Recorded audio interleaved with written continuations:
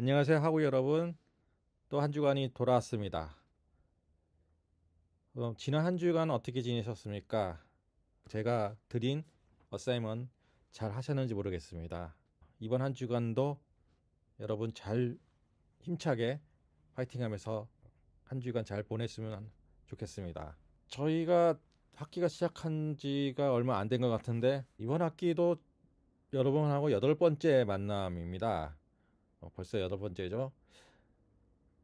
그동안 우리가 나눴던 얘기들 얼마나 숙지하고 있고 얼마나 이해하고 계신지 모르겠습니다.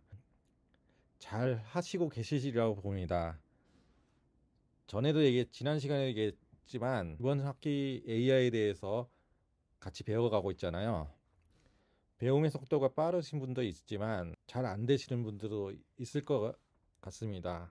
우리가 AI를 가지고 이번 학기 배우는 것도 우리가 전문가 수준은 아니더라도 AI에 대한 이해도를 높, 많이 이제 습득하고 이해도를 높이는 데 중점을 두고 이 수업이 진행되고 있거든요. 특별히 기독교 교육에 있어서 AI는 어떤 연관이 있을지 모르겠다는 생각도 들겠지만 기독교 교육을 하는 데 있어서 AI는 필수적입니다. 왜냐하면 요즘 들어서 나오는 용어들이 있어요. AI 네이티브라고 하는 용어가 나오는데 디지털 네이티브하고 다른 거는 우리가 컴퓨터가 나오고 인터넷이 나오고 스마트폰이 나오고 그리고 그 안에서 태어나가지고 자라나면서 그것들을 자연스럽게 접하고 살아가고 있는 그 사람들을 디지털 네이티브라고 하거든요. AI 네이티브는 우리가 생성형 AI가 발전을 하고 있잖아요. 챗GPT는 물론이고 제미나이, 클로드 이런 AI들이 발전하는 가운데 출생을 해서 그것을 접하면서 자라나는 그 세대들이 있습니다. 그 세대들을 AI 네이티브라고 하는데 그들은 AI에 대해서 습득 속도는 매우 빠를 겁니다. 물론 그들 가운데서도 AI에 대한 이해도가 좀 부족한 세대들도 있지만 대부분은 AI에 대해서 많은 이해를 갖고 자라나고 있고 그들은 이러한 AI들이 나올 때마다 자유자재로 그것을 사용하고 살아가게 될 겁니다. 그리고 그들을 대상으로 사역을 하는 사람들이 여기 계신 여러분들입니다.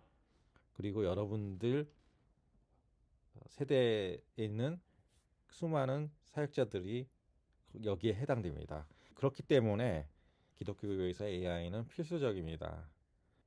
오늘 이 시간은 여러분 보시다시피 AI와 함께하는 창의적인 예배에 대해서 우리 함께 배워나가는 시간을 갖도록 하겠습니다.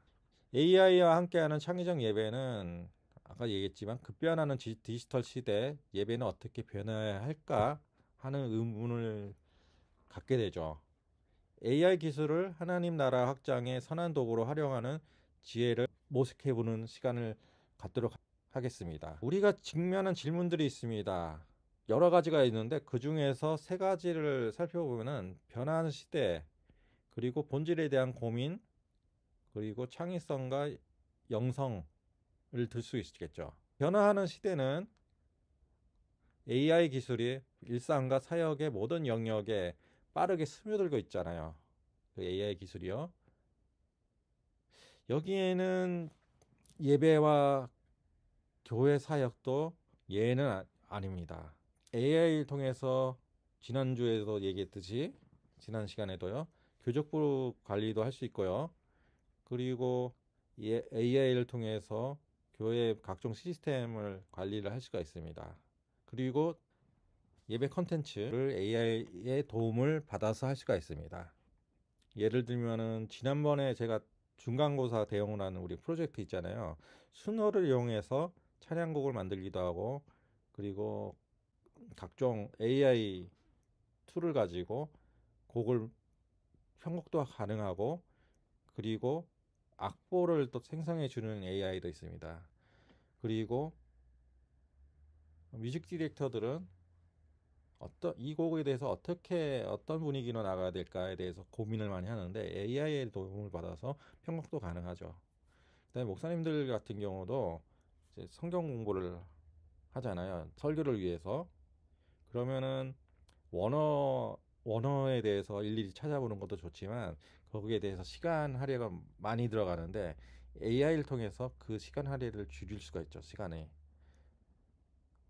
그리고 성경 공부를 하는 것도 수준에 맞는 성경 공부를 할 수 있잖아요. 새가족반이라던가 아니면은 제자 훈련 중에서도 여러 파트가 있을 텐데 그 파트에 맞는 성경 공부 준비를 AI의 도움을 받아서 할 수가 있겠죠.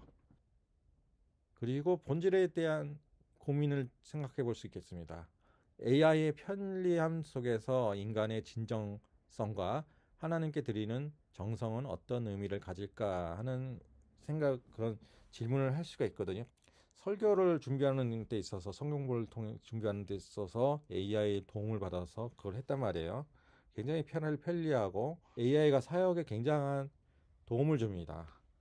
그런데 그런 편리함 속에 있다 보면은 그것에 함몰이 될 수가 있어요. 우리 사역자들이요. 한두 번이야 많은 생각을 갖고 하겠지만 어느 순간에 AI한테 모든 것을 맡겨버리죠.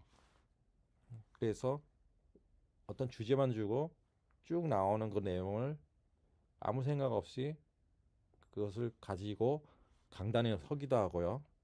그것을 가지고 성경 공부 현장에 나타내서 사용하기도 합니다. 제 얘기는 AI를 통해서 만들어낸 그런 설교물이라든가 그런 성경 공부를 하는 그런 스크립트가 있겠죠. 그것을 손을 봐야 된다고 얘기하는 것이 아니에요.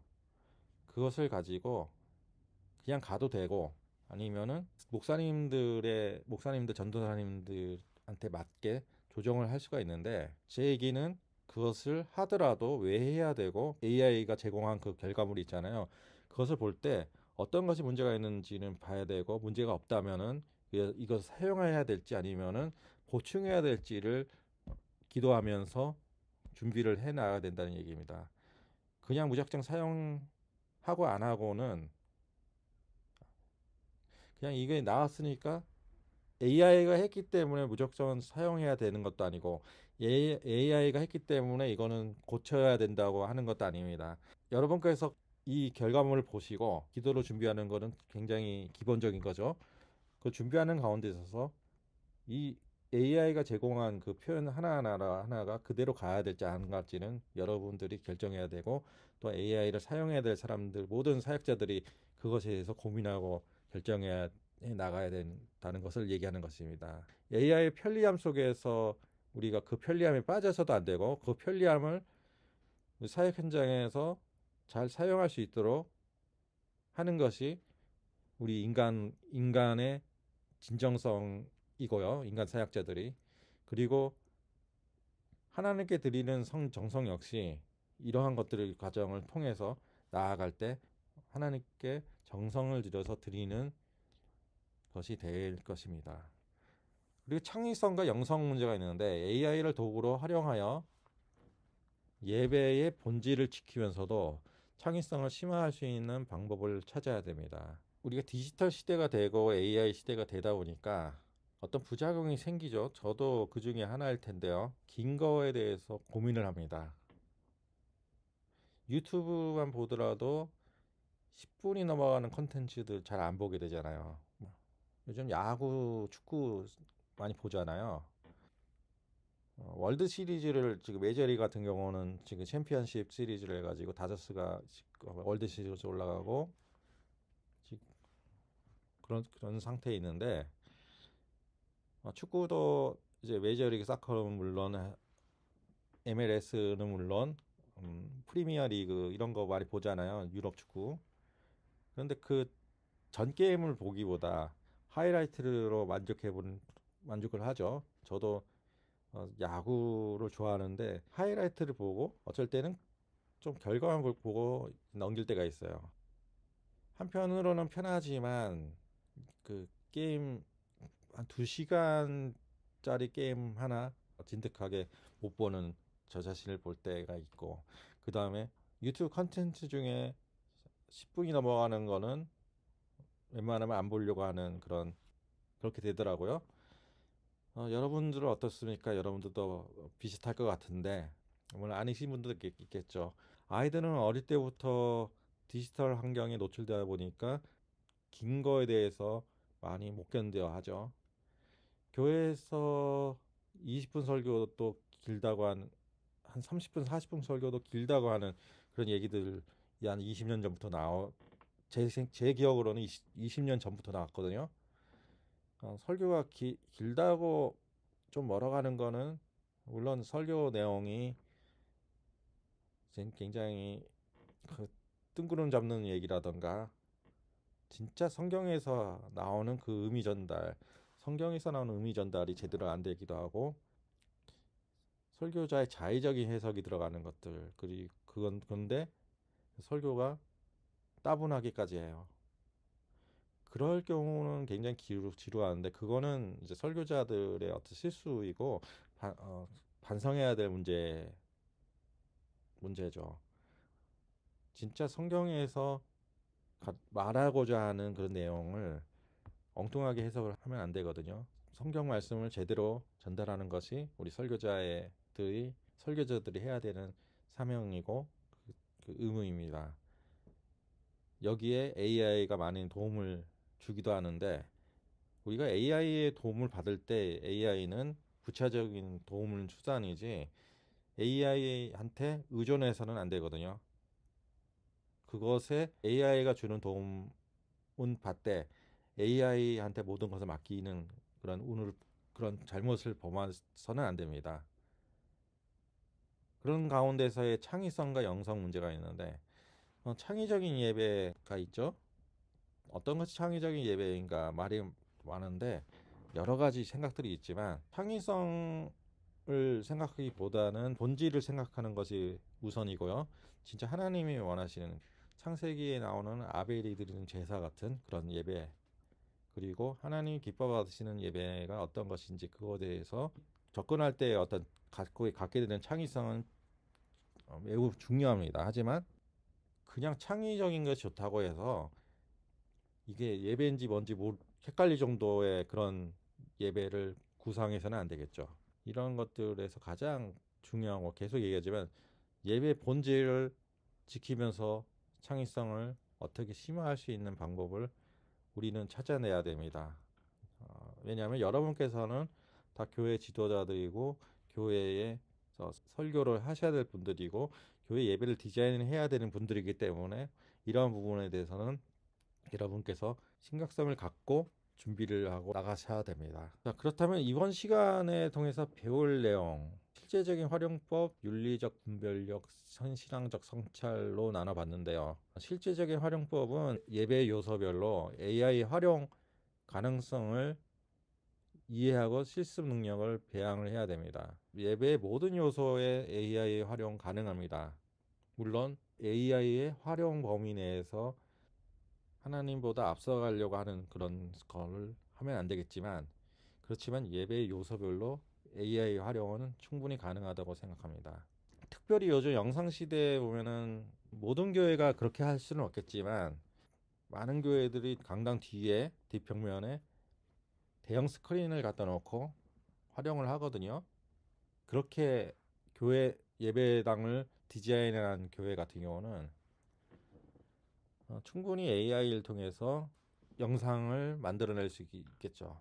기존의 영상을 재활용할 수도 있겠지만, 교회 내에서 예배팀이 만들어진 교회의 경우는 AI를 통해서 뒤에 영상을 어떻게 활용해야 될지를 구상을 할 수가 있겠죠. 또 그것이 아니더라도 성가대라든가 아니면 찬양팀의 그 찬양 속에서 AI를 통해서 만들어낸 어떤 찬양곡을 사용할 수도 있겠고, 편곡된 곡을 사용할 수도 있겠고요. 그리고 AI를 통해서 요즘 AI 데이터가 많잖아요. 실제로 사용하고자 하는 그런 찬양곡이라든가 성가곡들 중에서 진짜 이것은 예배 때 사용하면 안 되는 것들이 있잖아요. 예배는 하나님께 드리는 것이지, 하나님께 드리는 찬송곡을 우선시해야 되는 것이지, 교회 음악에 대해서 클래스를 들으셨던 분이 있으면은 그런 부분에 대해서 많이 강조가 될 것입니다.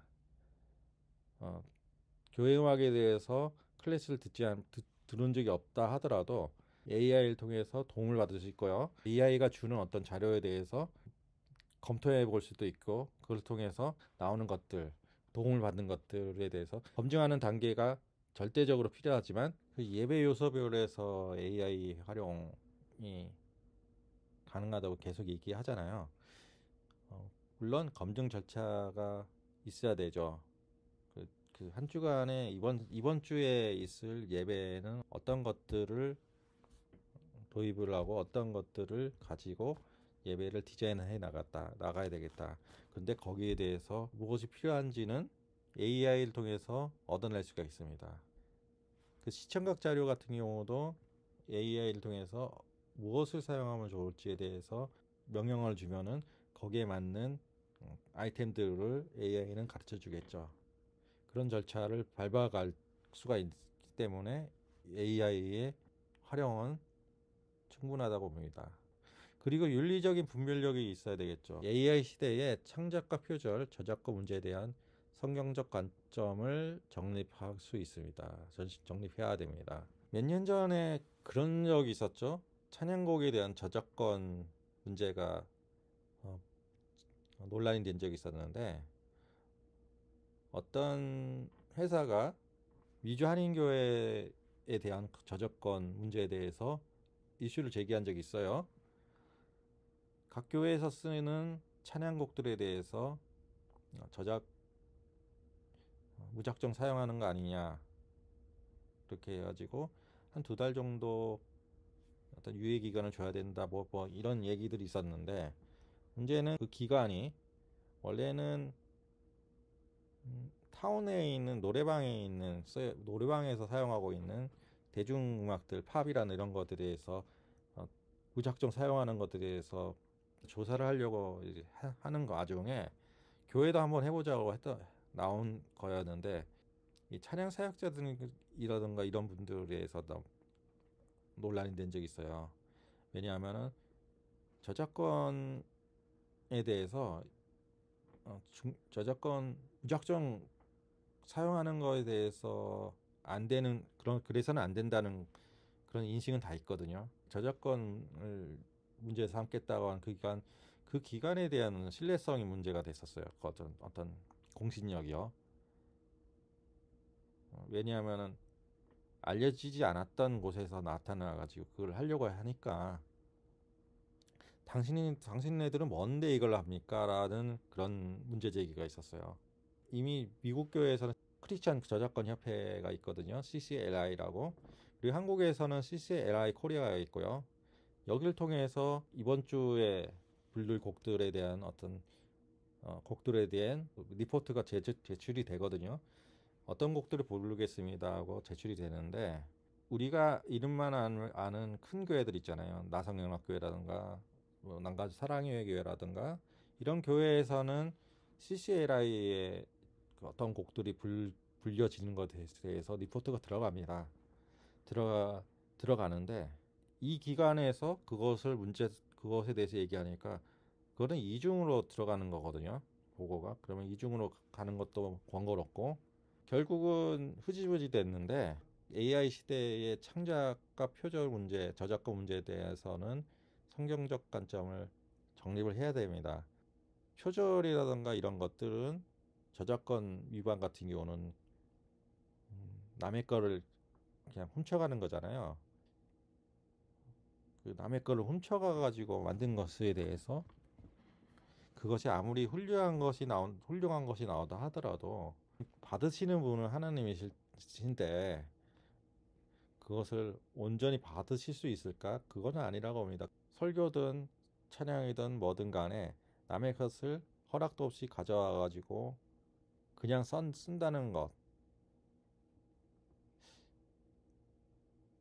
그 예배가 아무리 감동스러웠고 아무리 그곳에서의 사람들이 몇만 명이 모이고 또 음반을 냈는데 수천만 장이 팔리고 크리스천 뮤지션들이 공연을 했는데 자기 곡을 가지고 공연을 한다고 했는데 그게 다 표절이에요. 한두 아니면은 어떤 곡에 어떤 부분이 표절이 있는 곡이 있으면은 한 30곡을 불렀는데 한 곡이 표절곡이라고 한다면은 그 공연이 얼마 전에 그 한국에서 조용필 씨가 공연을 했을 때 그 고척 돔이 이거 야구장이죠.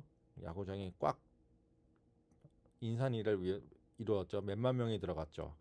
그리고 테일러 스위프트 같은 경우도 공연을 하면은 엄청나게 많이 모이고 장비도 어마어마해가지고 한국 공연을 못 한다고 합니다.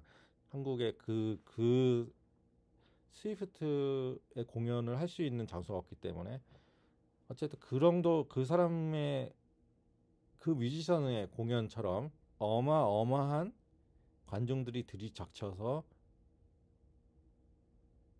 소위 대박을 친 공연이라고 할지라도 그 공연은 하나님이 받으시는 공연이 아니죠. 왜냐하면 도둑질한 곡이 있기 때문이에요. 찬양곡, 설교 다 마찬가지입니다. 어떤 교회는 표절 때문에 목사님이 그 사임을 할 수밖에 없었고 그런 것들은 왜냐하면 거짓이 있기 때문에 아무리 좋게 디자인된 거 아무리 어마어마할 정도의 그런 파급 효과가 있더라도 하나님이 빠져 있기 때문에 그것은 세상에서 얘기한 어떤 그런 퍼포먼스 정도의 효과밖에 나오지는 않겠죠. 물론 그 안에서도 누군가는 은혜 받고 누군가는 변화되지 않겠냐 하는 반론이 있을 수 있겠지만 그런 반론이 있겠지만 그렇다면은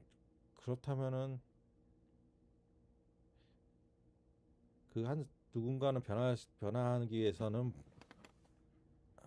별짓을 다 해야 된다는 그런 논리는 이거는 아니잖아요.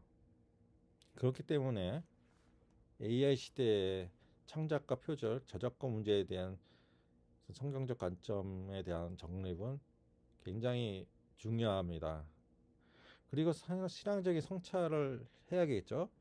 AI 도움을 받은 예배 행위의 진정성과 정성의 의미를 깊이 고민을 해야 됩니다. 도구는 변해도 예배의 본질은 변하지 않죠.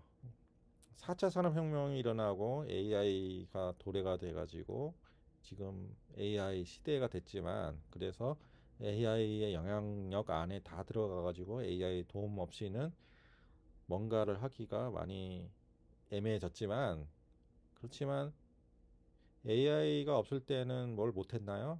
그건 아니잖아요. 근데 지금 AI 시대고 AI가 있기 때문에 많은 도움을 받지만 그렇지만 AI 상관없이 AI의 있고 없고를 떠나서 우리는 다 진정성을 갖고 해야 되고 우리가 정성을 들여서 그 사역을 하고 예배를 드리고 그런 것들을 해야 됩니다. 그것은 가장 본질적인 것입니다. 예, 설교 준비에서의 AI 활용에 대해서 알아보겠습니다. 우리 클래스에서 많이 다들 설교 준비를 하고 있고 설교 한 번 이상은 다 해봤죠. 켄터기 계신 집사님도 설교하셨을 줄 압니다. 그 맡은 사역 있잖아요. 같은 사역의 사역원들하고 같이 예배를 드리셨을 텐데 그 안에서도 설교는 무조건 들어가야 되죠. 어떤 사역이든지 예배하고 연관이 없는 건 없으니까요. 음악을 전공하시는 분들 역시도 그 설교는 하죠. 꼭 설교가 강대상에 올라가가지고 하는 건 설교, 성경 말씀을 보고 하는 설교, 그것만 설교일까 하는 생각은 아니라고 생각합니다. 찬양 사역 하시는 분들은 찬양 곡에서 나오는 그런 전달되는 메시지가 있잖아요. 그것이 또한 또 다른 설교가 될 수가 있죠. 설교 준비를 하는 것만큼 찬양 준비를 하고 특별히 곡을 쓰시는 분들, 그 찬양 가사 작업을 하시는 분들은 그 작업하는 그 정성은 설교를 준비하는 정성하고 동일하다고 생각을 합니다. 목사님들은 강대상에서 매주 아니면 매일 새벽 기도부터 해서 매일매일 하는 설교를 준비하는 것은 그 말씀을 통해서 육성을 통해서 하는 그런 선포되는 메시지지만 찬양곡을 만드시는 분들은 그 찬양 가사의 메시지를 통해서 선포가 되죠. 곡조가 있는 하나의 설교라고 생각을 합니다. 그렇기 때문에 찬양 사역을 하시는 분들, 특별히 곡을 만드시는 분들은 그 곡 작업에 굉장한 정성을 들여야 됩니다. 수노 AI를 제가 접했을 때 어떤 곡들은 굉장히 좋단 말이에요. 제가 생각해도 AI가 만들어진 거지만 제가 명령어를 줬기 때문에. 근데 너무 멋있는 거예요. 야, 이렇게 어떻게 15초 안에 이렇게 좋은 퀄리티의 좋은 곡이 나올 수 있을까? 가사도 굉장히 좋고. 그런데 어떤 찬양곡들 이는 이것보다 좀 아닌 것 같단 말이에요. 그리고 드는 생각은 찬양 사역자들이 기도하면서 곡을 만들었다는데 왜 15초 만에 나오는 이것보다 왜 별로일까? 라는 생각을 해봤어요. 찬양 사역하시는 분들 들으면 좀 기분이 별로일 수도 있겠지만, 언짢으실 수도 있겠지만, 찬양곡 하나 만들 때에 들어가는 정성을 생각을 해보면은 어떤 거는 좀 아닐 수도 있겠다 생각이 들어요. 그리고 많은 곡들이 그 본질을 잃어버린 채 만들어지는 곡들이라고 생각도 듭니다. 그렇기 때문에 찬송에 대한 위대함이 있죠. 그 메시지를 이어오면서 불려진 그 곡들, 어떤 곡들은 국가로도 불려지게 되죠. 영국 국가라든가 독일 국가는 찬송가에 나오는 그런 곡들이죠. 그 정도로 찬송가 한 곡 한 곡에 들어가는 정성은 어마어마했죠. 오늘날 만들어진 찬양곡들이 그 정도의 어떤 준비 과정이 있었을까 생각해 보면은 물론 그렇게 하신 곡도 있겠지만 그렇지 않은 곡들도 많다고 봅니다. 어떤 거는 너무 그 좀 오글거리는 곡들도 있고 좀 가사를 좀 바꿨으면 하는 곡들도 있죠. 자료 조사와 분석, 다국어 사역 지원, 주의할 점 이렇게 정리해봤는데요. 설교 한 편을 준비할 때 그 성경 구절의 배경 지식을 탐구해야 되고 신학적 관점을 정리해야 되겠죠. 최신 문화 트렌드도 분석을 해야 되겠고요. 그 설교학 시간에 여러분들 많이 배워서 그 따로 얘기는 안 했겠지만 성경 구절에서의 배경 지식은 탐구하는 것이 좋습니다. 성경 구절의 배경 지식을 봐야 됩니다. 그리고 신학적인 관점을 정리해야 되겠죠. 여러분께서 사역하시는 교회가 어느 교단에 있는 어느 교파에 있는 것은 알아야 되잖아요. 간혹 엉뚱한 설교를 하시는 것을 볼 때가 있어요.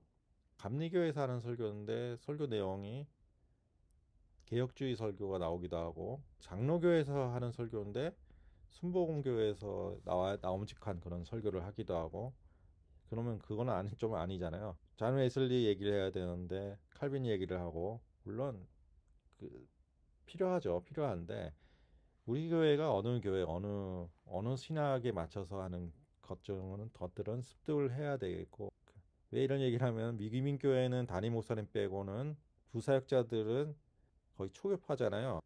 장로교 신학교에서 졸업하신 분들이 감리교에서 불사역제로 사역하기도 하고, 장로교에서 성결교 분이 사역하기도 하고, 물론 이민교회에서는요, 이민교회 역사에서 보면은 사역자가 없어가지고 70년대 80년대는 교회는 세웠는데 사역자가 없어가지고 그곳에 유학 오신 분들, 그 지역에 있는 신학교에서 유학하시는 그 목사님이라든가 전도사님을 청빙을 해요. 그 교회에 신학하고 상관없는 다른 신학을 하신 분들도 가서 사역을 했거든요. 텍사스 달라스 지역에 있는 교회는 그런 적이 있었어요. 거기는 지금은 장로교회인데 감리교 목사님이 담임 목사가 할 때도 있었고 성결교 목사님이 담임 목사님으로 사역할 때도 있었어요. 물론 그 지역은 인구가 많지 않았기 때문에 그때 그럴 수밖에 없기 때문에 한 것일 텐데요.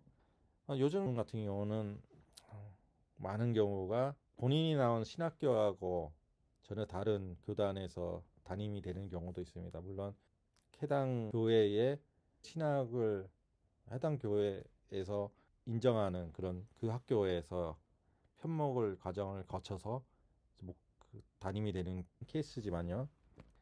신학적 관점을 정리를 해야 됩니다. 헨리 아펜젤러 대학교는 감리교 신학이잖아요. 근데 감리교 신학을 하시는 분들 중에서 타 교단의 담임으로 갈 수도 있어요. 실제로 그런 케이스도 있으니까요. 그러면은 우리가 감리교 신학을 그냥 가져가야 될까요? 그건 아니고 물론 갖고는 있어야겠죠. 우리가 웨슬리안이고 감리교 쪽에 갖고 있지만 사역하다 보면은 이제 침례교에서 할 수도 있고 다른 개혁교단에서도 할 수도 있는데 그렇다면 그 교회가 속한 교단에 있는 그 신학에 맞춰서 설교를 준비해야 됩니다. 성경 공부도 그렇게 해야 되고요. 그것이 그 교회의 질서에 따라가는 것입니다. 그리고 최신 문화 트렌드를 분석을 해야 됩니다. 아무리 말씀이 좋다 하더라도 전달이 제대로 되지 않으면은 설교를 해놓고도 좀 마음이 씁쓸하잖아요. 특별히 젊은 친구들 대상을 할 경우는 최신 문화 트렌드를 분석해서 가는 것이 도움이 됩니다. 제가 20년 전쯤에 있었던 교회에서 거기 대학부 전도사님이죠. 그분은 설교 스타일이 학생들의 맞춤형으로 가다 보니까 설교 내용하고 그 당시 인기 있는 드라마 내용, 영화하고 연관을 시켜서 얘기를 하더라고요. 그러다 보니까 좀 가벼워 보일 수도 있겠지만 학생들한테는 그 설교가 딱 와닿았죠. 그렇다고 거기 무조건 그것 하라는 것이 아니라 최신 문화 트렌드를 분석을 해가지고 거기에 맞는 방법을 필요하다면은 그것을 가져다가 사용하는 것이 좋다는 겁니다. 그리고 다국어 사역 지원이 되게 되겠죠. 다양한 언어권에 잘 번역이 돼야 되겠고요. 설교 요약본 제작이 돼야 되겠죠. 그 자막 생성해야 되는데 특별히 팬데믹을 거치면서부터요. 물론 그 전에도 있었지만 영상 예배들 다 하잖아요. 교회 사정이 여의치 않아서 못하는 그런 교회들 빼고는 웬만한 교회들은 다 영상 예배들 같이 하이브리드로 하고 있는 걸로 알고 있는데요. 오늘 목사님의 전도사님이 설교를 하시면은 그 설교가 그 예배당에서 모인 사람들만 듣는 것이 아니라 인터넷을 통해서 교회 홈페이지를 통해서 아니면은 교회가 찍고 있는 유튜브 라이브를 통해서 전달이 되죠. 예배당에 못 오는 교인들이 집에서 아니면은 그들이 어딘가에 있는 그곳에서 핸드폰이나 아니면 여러 가지 도구를 통해서 유튜브로 영상 예배를 드리죠. 설교를 듣는 사람은 한국어를 하는 사람만 듣는 건 아니거든요. 영어권도 들을 수 있고 스페니시권도 들을 수 있고 러시아권도 들을 수 있고 제가 TV를 보는데 굉장히 재밌는 걸 본 적이 있어요. 중국 방송이었는데 중국 드라마가 나와요. 물론 저는 못 알아듣죠. 중국말을 모르니까요.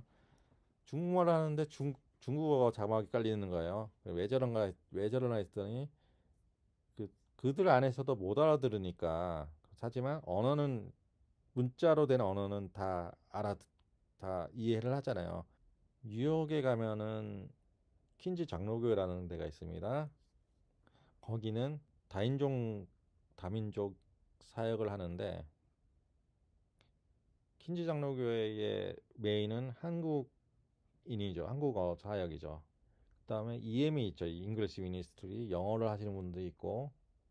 그다음에 거기는 중국 동네이기 때문에 중국어가 있습니다.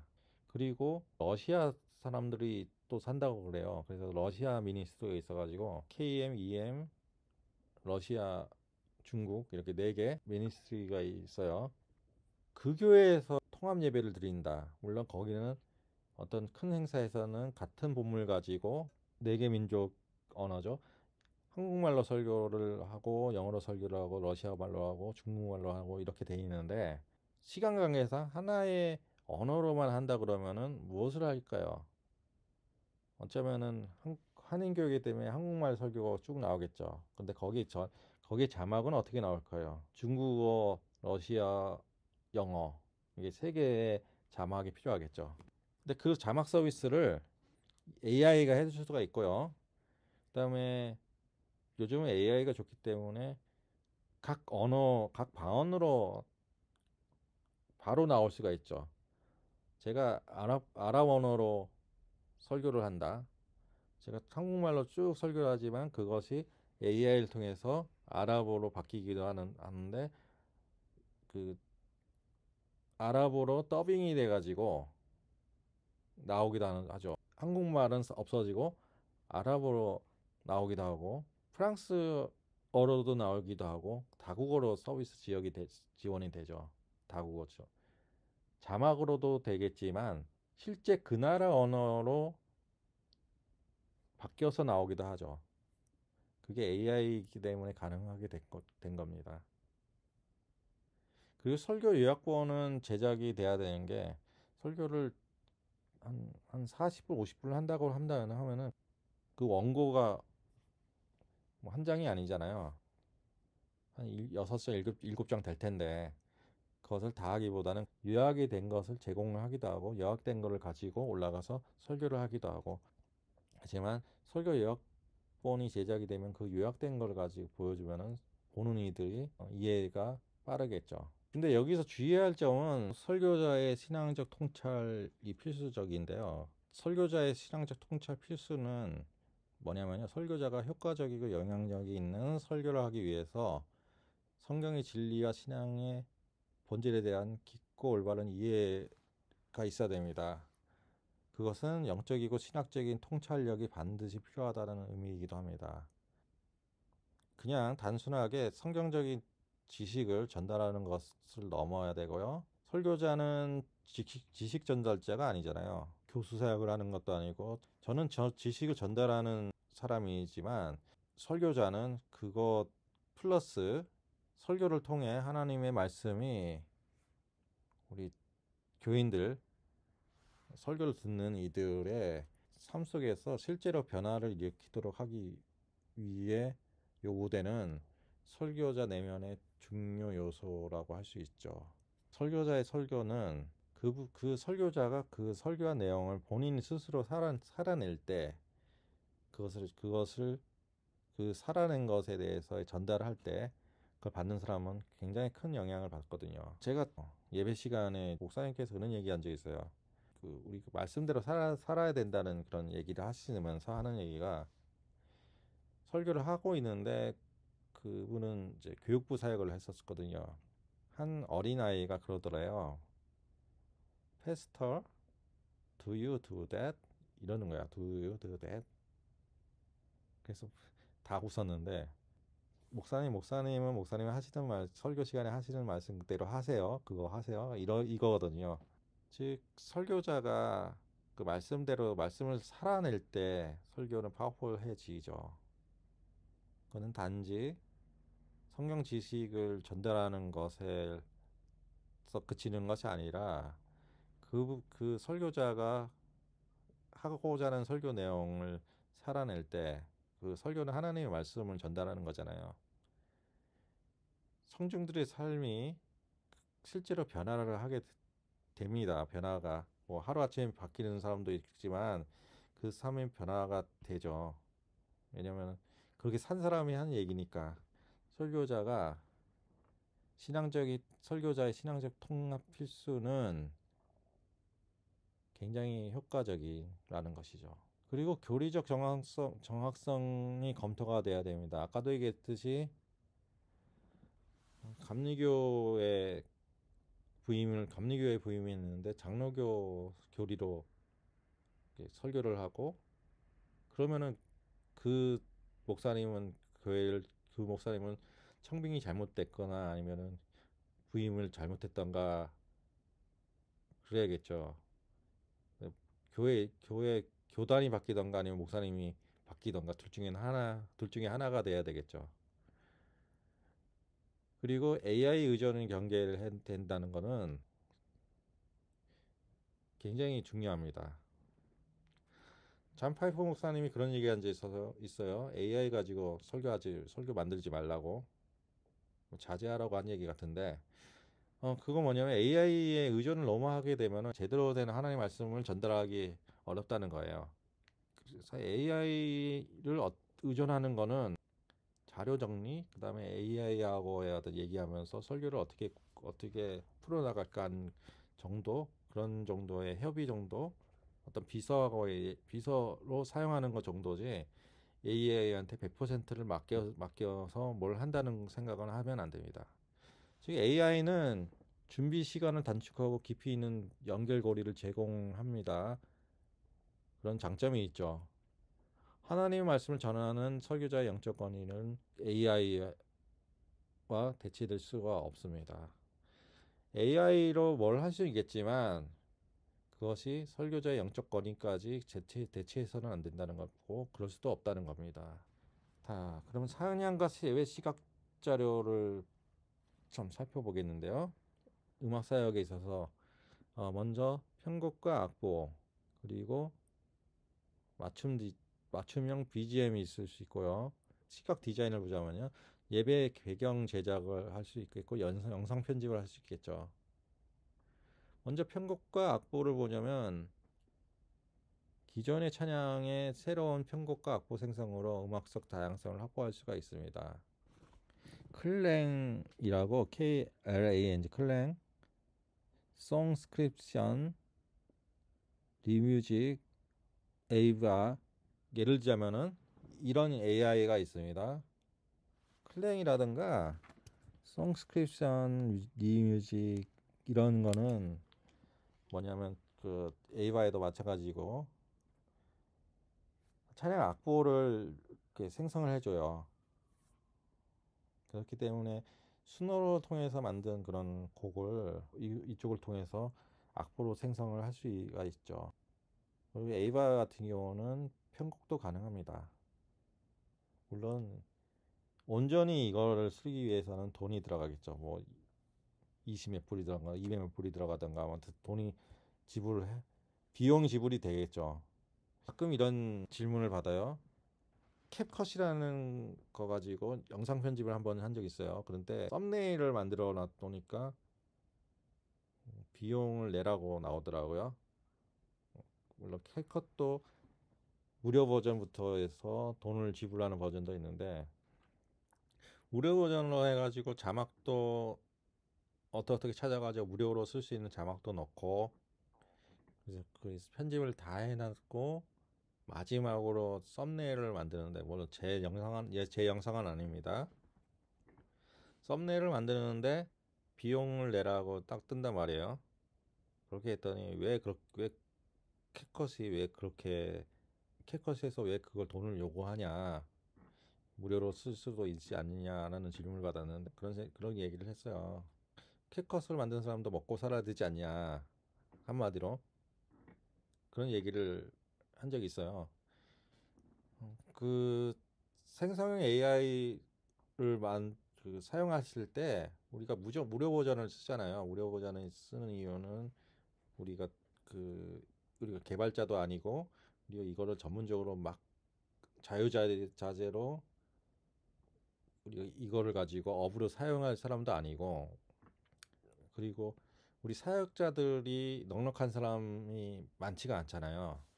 조엘 오스틴처럼 몇만 명 들어오는 사역을 하는 사람도 아니고, 경제적으로 진짜 일용할 양식을 먹으면서 사는 우리들인데, 그렇기 때문에 우린 최소한의 비용 가지고 이걸 하고 있거든요.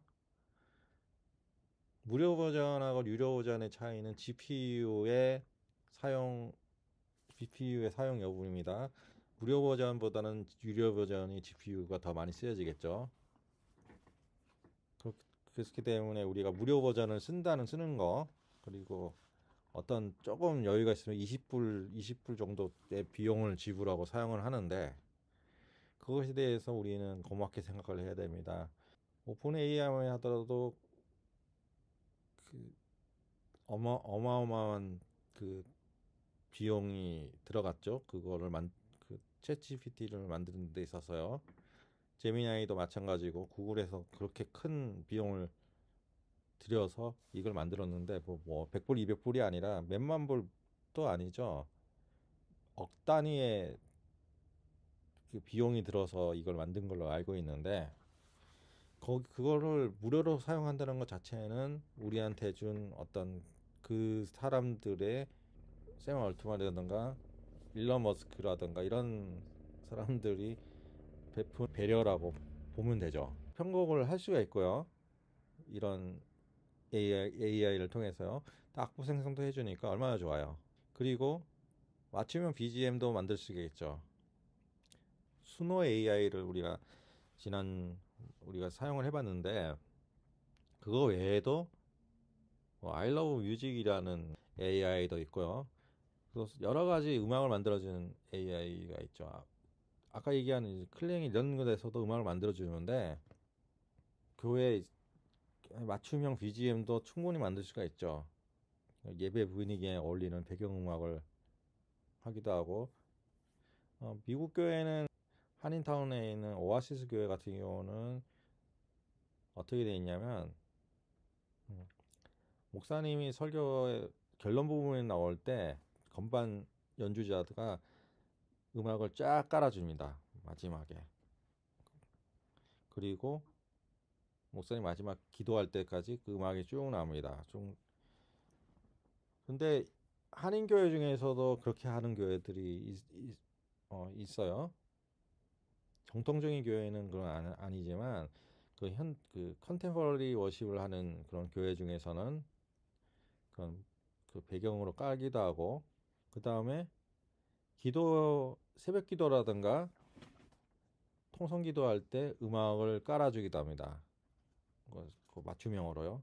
그거를 만들 수가 있죠. 예전에는 아까 오아시스 교회 할 때는 전문 연주자가 그걸 했지만, 세상 모든 교회들이 그걸 할 수 없잖아요. 개척교회 같은 경우는 우리는 할 사람이 없으니까 못해. 이것보다는 AI를 통해서 맞춤형으로 이제 곡들을 이렇게 생성해내면은, 기도회라든가 예배 말미에 그 음악을 깔아줄 수가 있겠죠.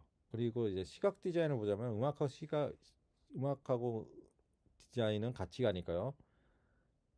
예배 배경의 제작을 할 수가 있습니다. 주제에 맞는 고품질 이미지와 파워포인트 배경을 생성하여 예배의 집중도를 높일 수 있습니다.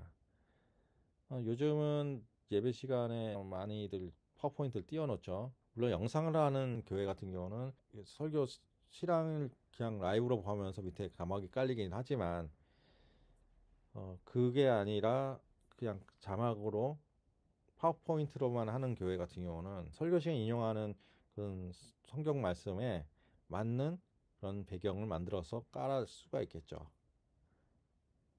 그리고 영상 편집도 할 수가 있는데, 인트로 영상, 간증 영상 등을 효과적으로 편집하여 미적 품질을 향상시킵니다라고 제가 썼어요. 영상 할 때 인트로 부분, 이런 부분에서 하는 것은 예전에는 세들백 교회라든가 이런 큰 교회에서만 할 수 있는 전유물로만 생각을 했었을 거예요. 하지만 요즘은 그렇지 않은 교회도 충분히 할 수가 있고요. 영상을 띄울 수 있는 여력이 되는 교회들은 다 할 수 있는 것입니다. 왜냐하면 그것이 AI가 주는 혜택입니다. 그것을 활용할 수 있었으면 합니다. 주의사항은 물론 저작권 문제죠. 그리고 생성된 컨텐츠의 윤리적 측면을 반드시 검토해야 됩니다. 기계적 생성이 아닌 영성이 담긴 결과물을 추구해야 됩니다. 뭐 어떤 걸 해달라 했을 때 그 비슷한 거 나왔다고 하다 무조건 사용하는 것이 아니라 검토를 해야 됩니다. 특별히 게티 이미지라든가 아니면은 언론사 중에서 로이터 통신이라든가 이런 AP 통신 이런 데는 잘못하다가는 그쪽에서 저작권 문제를 제기할 수 있거든요. 그러면은 엄청나게 많은 비용을 벌금으로 내야 되는 그런 상황에 놓이기도 하니까요. 주의사항 AI가 한다고 해서 무조건 쓰는 것이 아니라 이것이 저작권에 문제가 되는지 봐야 되고요. 그리고 컨텐츠 윤리적 측면 무조건 봐야 됩니다. 컨텐츠를 했는데 비윤리적인 것들이 나올 수도 있거든요. 반드시 검토를 해야 됩니다. 그리고 기도와 교회 행정을 보면요. 공적인 기도문을 작성을 할 수 있겠고 효율적인 소통을 할 수 있습니다. 공적인 기도문을 작성하는 것은 AI를 통해서 논리적이고 짜임새 있는 공적 기도문의 구조를 제안할 수가 있습니다. 대표 기도 초안을 작성할 수도 있고 헌금 기도 구조 제시할 수 있고 절기별 기도 아이디어를 제공할 수가 있습니다. 효율적인 소통을 할 수가 있습니다. 교회 행정과 공지사항 작성을 지원을 해줍니다. 주보 내용을 작성하기도 하고 교회 광고 하잖아요.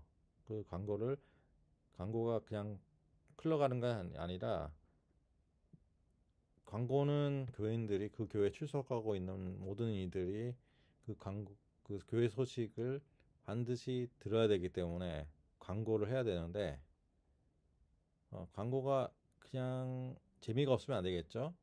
명확하고 흥미로운 광고를 생성할 수 있게 해야 되겠죠. 아까도 얘기했듯이 모든 정보는 반드시 사실 확인이 필요가 합니다.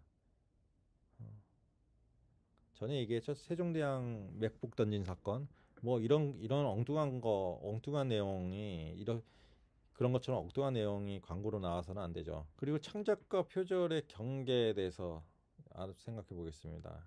AI 결과물의 저작권, 표절의 기준, 교회의 윤리적 책임 이렇게 세 가지로 나눠봤는데요. AI 결과물의 저작권, AI에 대해서의 법적인 윤리는 논의가 계속 진행 중입니다. AI는 저작자가 될 수가 없으며 최종 편집의 선택의 책임은 인간에게 있습니다. 어느 미술대회에서 대상을 받은 작품이 AI가 만든 걸로 해가지고 논란이 된 적이 있어요. 그래서 그 대상이 취소가 되는 걸로 기억을 하는데, 왜냐면은 저작권은 이 없거든요. 저작권은 100% 인간이 만들어낸 창작물에 한해서 적용이 되는 것이지 AI는 기존에 있는 데이터를 응용을 해서 나오는 거기 때문에 창작물로 보기가 어렵습니다. 그래서 AI에 대한 어떤 저작권은 인정이 되지가 않습니다. AI가 계속 할루시네이션을 갖고 있기 때문에 그것에 대해서 책임은 인간이 져야 됩니다. AI 결과물에 대한 최종 편집과 선택의 책임은 AI를 사용한 인간에게 있습니다. 그리고 표절의 기준도 있는데 AI가 생성한 결과물이라 하도 기존 창작물과 유사성이 높으면 표절 논란이 발생할 수가 있습니다. 그래서 AI 사용에 있어서 굉장한 신중을 기해야 됩니다. 그리고 교회의 윤리적 책임이 있죠. AI 활용 시 출처를 명시하고 투명하게 사용해야 됩니다. 만약에 기도문을 작성할 때 70% 이상의 구성이 이제 AI였다 봐요. 어떻게 쓰고 어떻게 되고 그리고 다 작성했는데 중간에 뭐 사람 이름 몇 개 바뀌고 이 정도로 이제 작성된 것이라면은, 그렇게 된 거라면은 AI의 도움을 받아 작성된 기도문이라고 밝히는 것이 좋겠죠. 교회에서 어떤 기도에 대한 어떤 지도를 할 때 AI에 대해서 도움을 받는 거에 대해서 괜찮지만, AI 사용에 대해서 주의를 해야 된다는 것에 대해서는 교육을 하는 것이 맞다고 봅니다. 무엇보다 하나님께 드리는 정성의 의미가 있습니다. 한문으로 이게 정성성자인데, 이게 정성의 본질을 생각해 보면은 단순히 시간을 많이 들이는 것이 정성은 아닙니다. 새로운 시대의 정성은 A를 보자면요, AI는 시간을 절약해주는 하인 것 같습니다. 이 절약된 시간을 더 깊은 묵상, 교인들과의 교제, 그리고 영적 준비에 활용하는 것이 새로운 정성이 될 수 있습니다. AI의 도움을 받아가지고 한 3시간, 4시간에 할 수 했던 것들을 30분 만에 다 끝냈어. 그러면 나머지 시간은 그냥 쉬어야 되나요? 그건 아니고, 그 절약된 시간을 하나님과의 교제죠. 묵상, 그리고 기도, 그리고 맡긴 양들과의 교제에 할애를 하라는 거죠. 더. 그리고 그런 모든 것들이 영적 준비에 활용을 하는 것이 정성이 될 수 있다는 거죠. AI가 아무리 훌륭한 설교를 써도 하나님과의 관계에서 우러나온 목회자의 영적 권위와 진정성은 대체 불가합니다. AI는 우리 사역의 메인이 아니라 사역을 돕는 도구에 지나지 않기 때문입니다. 정성은 마음과 전심을 다하는 것입니다. AI 도구 사용 여부가 아니라 그 도구를 통해 하나님께 최선을 다하는 태도가 진정한 정성이라는 겁니다. 예, 우리가 대면 수업 같았으면 이걸 해보겠는데요. AI가 함께 예배 컨텐츠 만들기, 이거는 여러분께서 오늘 이 수업이 끝난 다음에 해보시기 바랍니다. 헌금 기도문 작성을 해보는 거 한번 해보시고요. 절기 예배를 기획하는 거 한번 해보세요. 헌금 기도문 작성 5가지 주제를 내봤는데요. 감사의 회복, 이웃사랑 실천, 재정의 성별, 공동체 연합, 선교. 감사의 회복, 이웃사랑 실천, 재정의 성별. 성별은 뭐 남자 여자 이게 아니라 구별되고 이런 거죠. 공동체 연합, 그리고 선교. 헌금기도 초안을 작성하고 영적 진정성과 교리적 정확성을 평가한 후 개인화하는 과정을 체험해보는 시간을 갖도록 합시다. 그리고 절기예배 기획을 한번 해보는 것도 좋겠습니다. 여러분들 팀들, 교회에서 그 예배 팀들 있으면은 같이 한번 해보는 것도 좋겠고요. 이번 시간이 아니더라도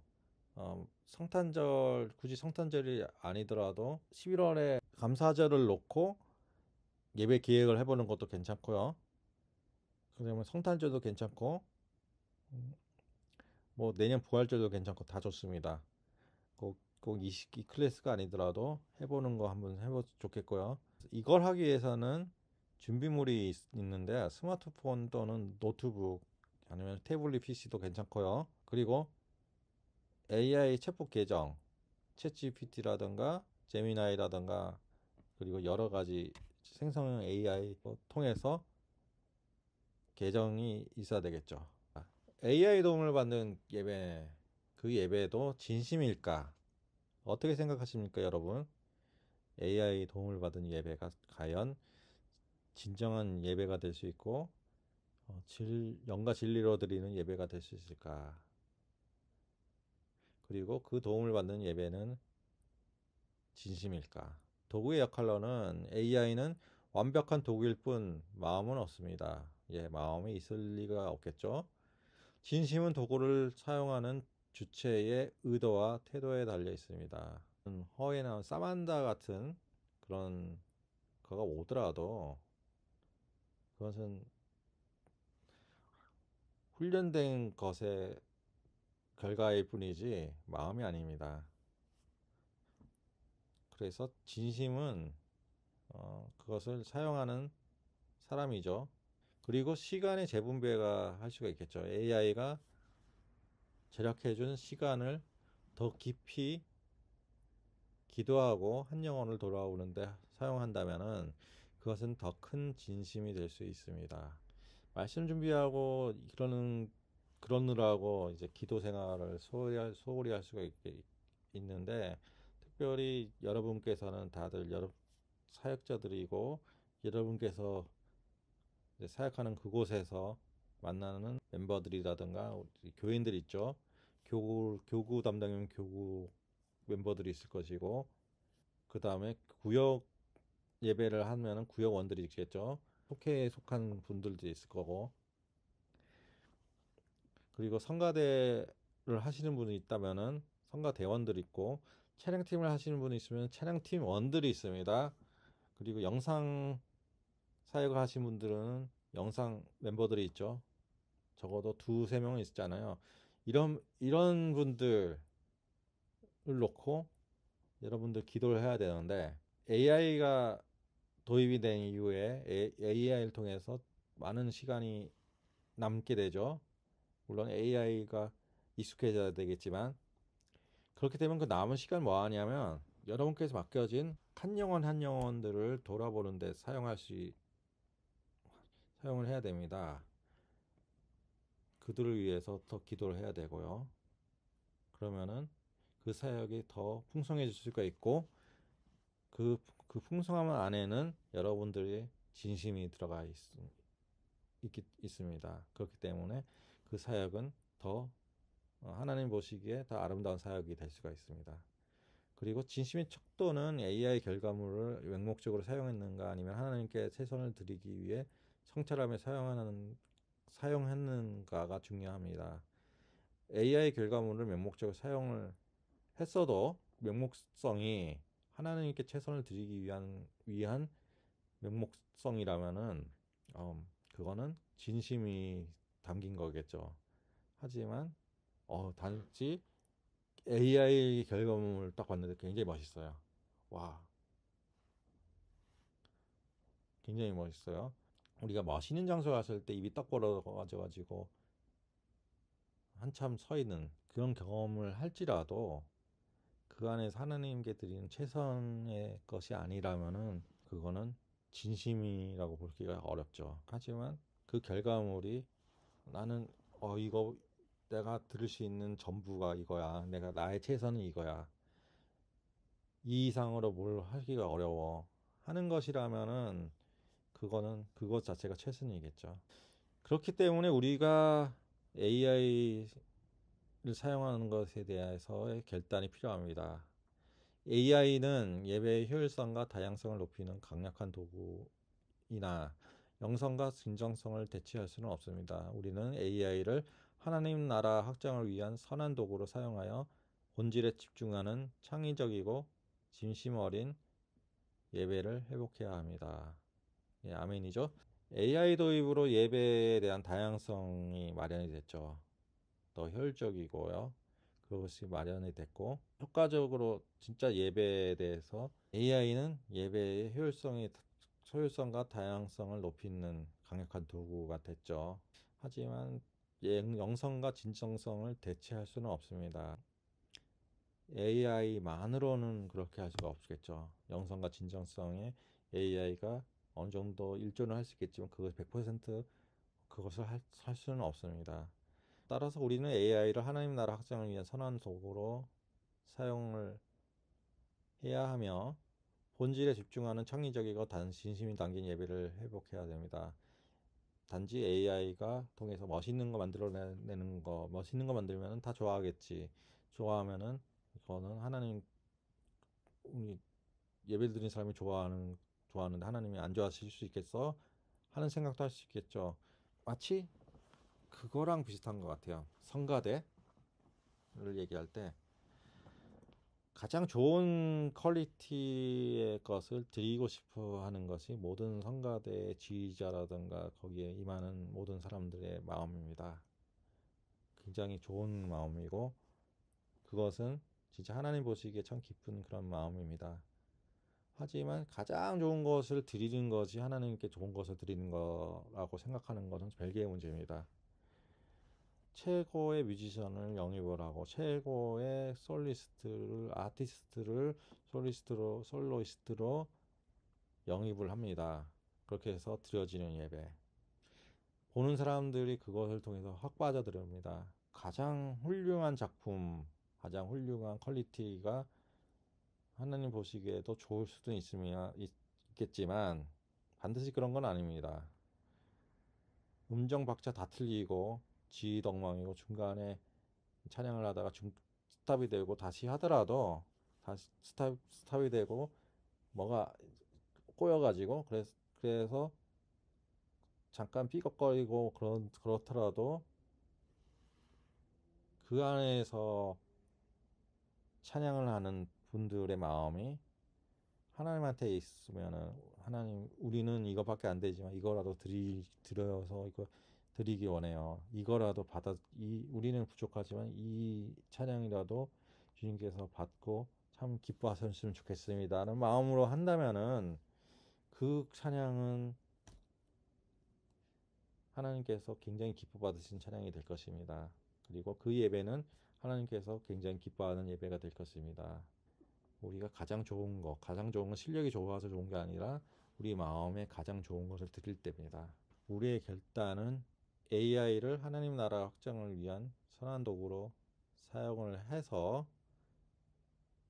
본질에 집중하는 창의적이고 진심이 담긴 예배를 회복해야 하는 겁니다. 우리 각자가 그런 마음으로 하루하루 살고, 우리가 그런 사역을 하고 있고, 또 그런 예배자를 우리가 찾고 기르고 나아갈 때 하나님께서 우리의 중심을 보시고 참 기뻐하시게 될 것입니다. 예. 그런 한 주간 되시기 바라고, 그런 올해도 11월 12일 2달 조금 더 남았는데, 그런 하루하루, 그런 한 주간 그런 한 달 되셨으면 합니다. 예. 오늘 강의는 여기까지 하겠습니다.